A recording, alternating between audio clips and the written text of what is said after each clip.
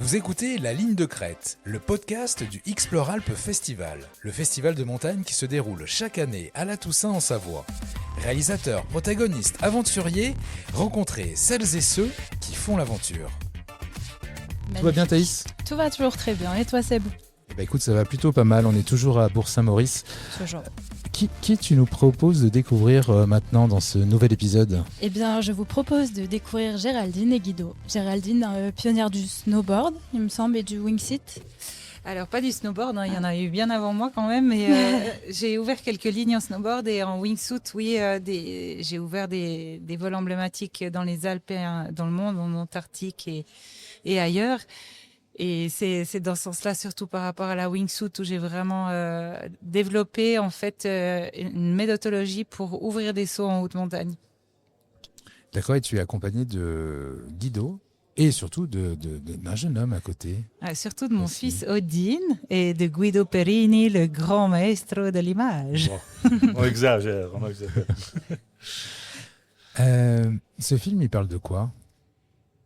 Alors ce film, il parle d'une passion pour la montagne et en fait, vu que je fais depuis pas mal d'années maintenant, depuis plus de 25 ans de la wingsuit et que j'ai rêvé depuis toute petite d'être pilote et encore plus d'être pilote de montagne, j'ai voulu rassembler toutes mes passions pour aller ouvrir une ligne assez mythique dans les Alpes, sur un des plus hauts sommets des Alpes, donc dans le Mont Rose, dans le massif du Mont Rose, à 4608 mètres, rider la face nord-ouest du Nord-End en posant au pied de la face avec mon petit ULM Romeo.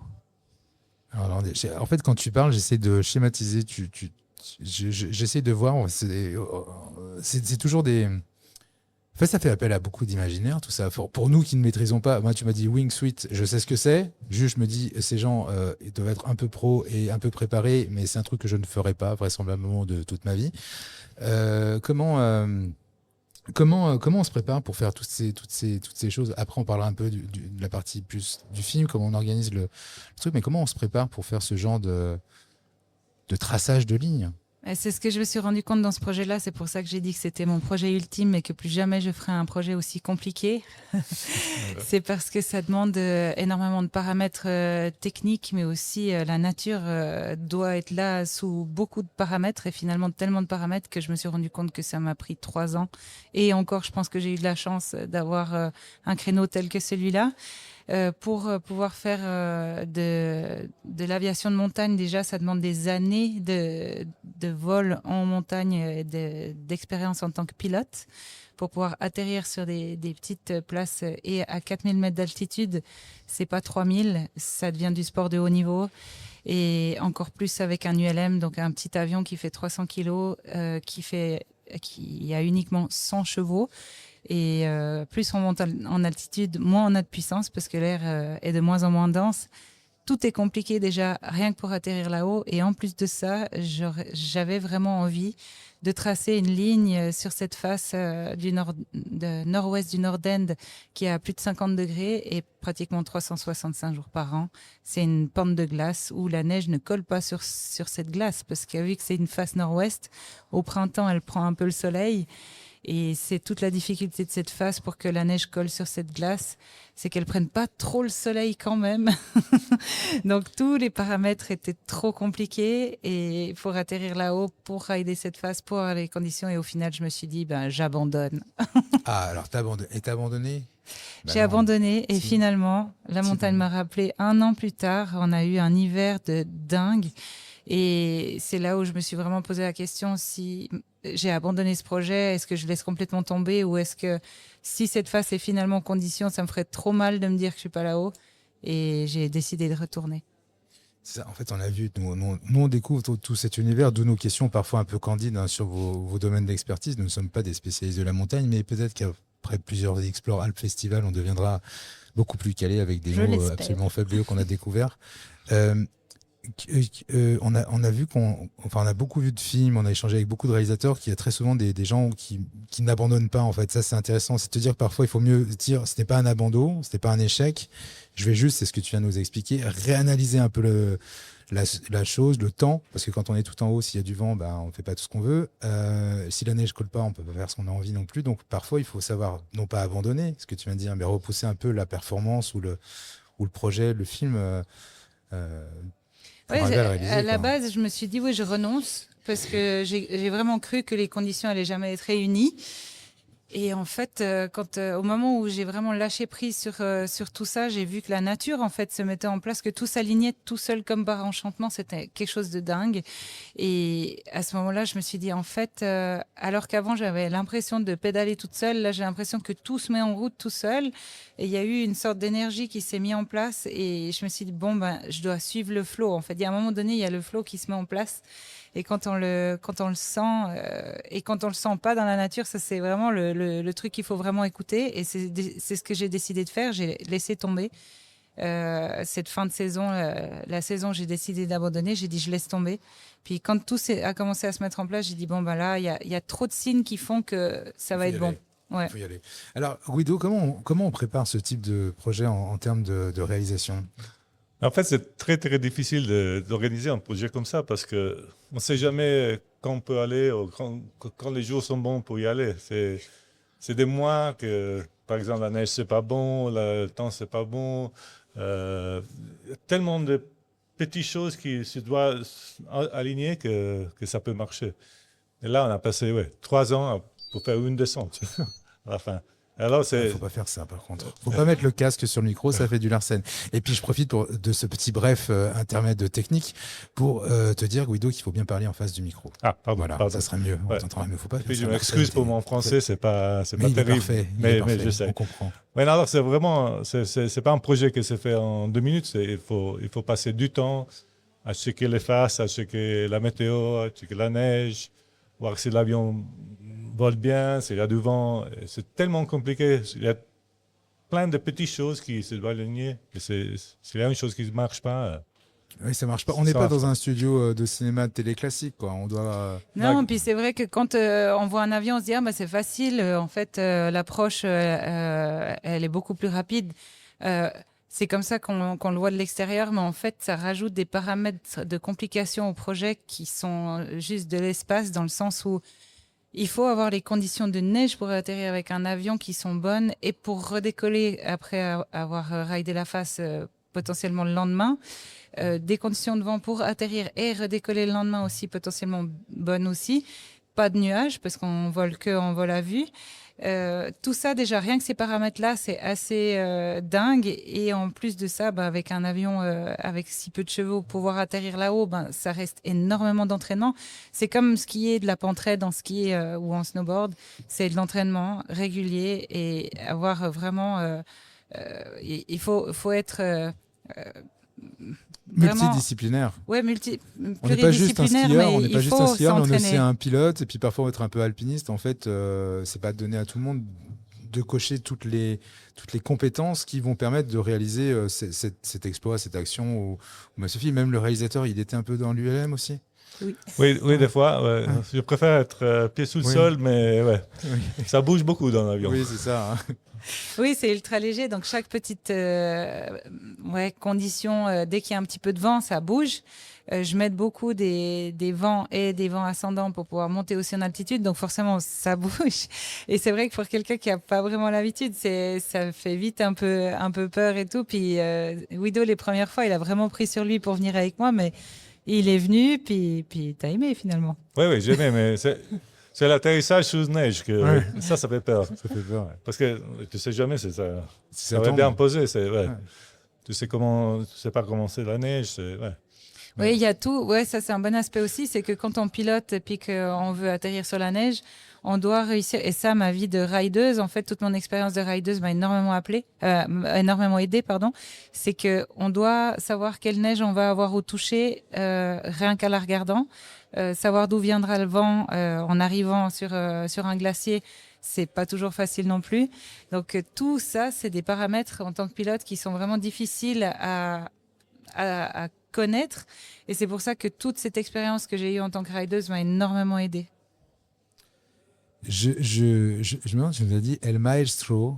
Moi, je ne connais pas tout le parcours de Guido Perlini.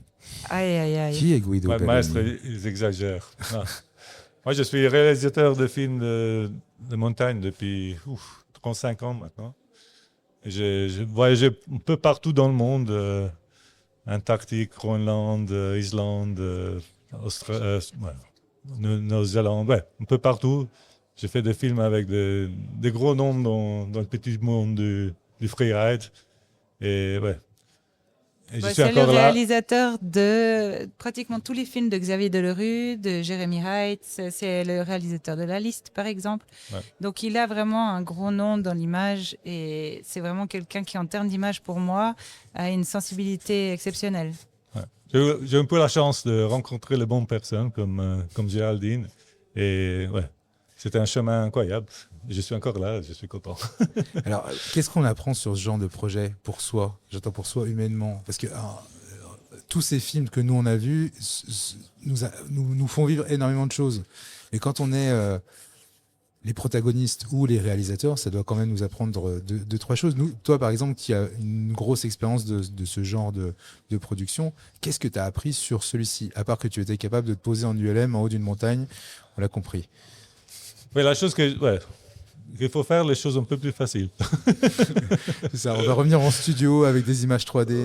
Non, c'est pas pareil quand même. Non, quand on est là, le moment, c'est toujours magique, mais quand on ajoute quelque chose comme le ULM, ça complique la vie beaucoup. Tout ce que j'ai fait avant ce projet, c'était ski, snowboard, ça je comprends très bien. L'ULM, je comprends pas du tout. Maintenant, je commence à comprendre quelque chose, mais ça ajoute cette autre chose que moi, je ne peux pas gérer, je ne sais pas comment gérer. Alors, ça complique les choses, mais ça fait la chose plus intéressante, je trouve, aussi. Et toi, Géraldine, qu'est-ce que tu as appris pendant ce tournage, pendant ce film, sur toi? Ouais, ça a été j'ai appris que, voilà, c'était clair pour moi. Au bout d'un moment, j'ai dit, il y a des choses bien plus importantes qu'un rêve, des fois, dans la vie. Il faut juste lâcher prise. Et ça a été un superbe moment, en fait. Au moment où j'ai lâché ce projet, je me suis dit, j'ai senti tout d'un coup un poids se lever de mes épaules et ça m'a fait un bien.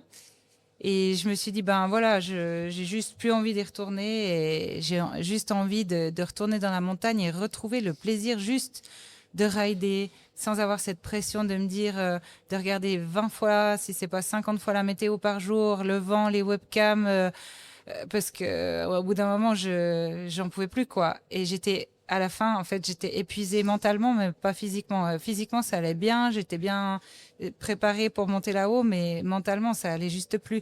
Et c'est pour ça que de prendre ce moment de recul, de me dire, ce projet, je laisse tomber.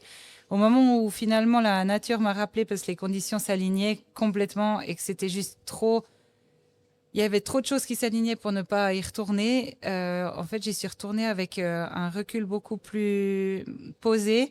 Et j'ai eu aussi... je me suis sentie beaucoup plus libre de me dire, je vais mettre en place des paramètres de sécurité encore plus hauts pour vraiment sentir que je prends la bonne décision. Donc, j'avais envie de partager cette ligne avec Christina Lustig, qui est une rideuse exceptionnelle. Et je lui ai dit que finalement, je préférais aller faire cette ligne toute seule pour pouvoir prendre plus de matériel avec moi pour dormir là-haut, pour avoir une possibilité de plus de réaliser ce projet. Elle l'a très bien compris et c'est pour ça que cette année, on va partager un projet ensemble parce qu'on adore aller en montagne ensemble. Mais du fait de pouvoir dormir là-haut et de pouvoir avoir plus de temps aussi et pas juste arriver le matin, se dépêcher, avoir moins de matériel, de sécurité, ce qui limitait encore plus les choses, ça m'a permis d'avoir cette liberté, de me sentir mieux là-haut aussi. Ok. Petite question. Est-ce qu'avant chaque descente, tu as un rituel ? Oui, j'ai un rituel. Je me mets complètement dans ma bulle, en fait. Et je me sens complètement en phase avec... comme si je faisais un avec les éléments, avec l'endroit où je suis et où je me sens vraiment, où j'ai ce petit moment où je me sens privilégiée d'être là, dans ces conditions, avec la montagne. Eh ben, merci beaucoup. Géraldine et Guido, là, vous nous avez réalisé une petite séance aussi. Il y a un bouquin, non? Oui, alors C'est un bouquin qui parle de quoi? une autobiographie que les éditions Artaud m'ont demandé d'écrire depuis plus de 10 ans. Je me suis jamais sentie prête d'écrire un bouquin. Et puis, une autobiographie, c'est pas comme écrire ou raconter quelque chose qu'on fait là-haut, une aventure. C'est vraiment une aventure intérieure qui est sur beaucoup d'années. Et j'avais pas juste envie d'écrire une autobiographie pour raconter, voilà, j'ai fait ci, j'ai fait ça. Il fallait aussi raconter ce voyage intérieur qui m'a amené sur certains choix, qui a pas toujours été facile. Et donc, ça n'a pas été très facile de poser les mots sur certains passages de ma vie. Mais grâce à Florence Saug, qui est une journaliste exceptionnelle de Paris Match, elle a été à mes côtés et elle a été juste fabuleuse dans cette écriture et on a fait un beau projet ensemble. Eh ben top, on va aller regarder ça avec la plus grande des attentions. Pardon. Merci beaucoup. Merci à vous. Merci à vous, d'être venu nous raconter un petit peu votre histoire et votre film. Et puis merci, jeune homme. Il voulait dire un mot, Tu Odile. voulais dire un Est-ce mot? que tu es fière de ta maman déjà? J'aime bien maman. Oh, c'est mignon. Odile, il adore voler aussi. Et pour lui, j'ai une question du public, j'ai trouvé adorable tout à l'heure en tant que maman.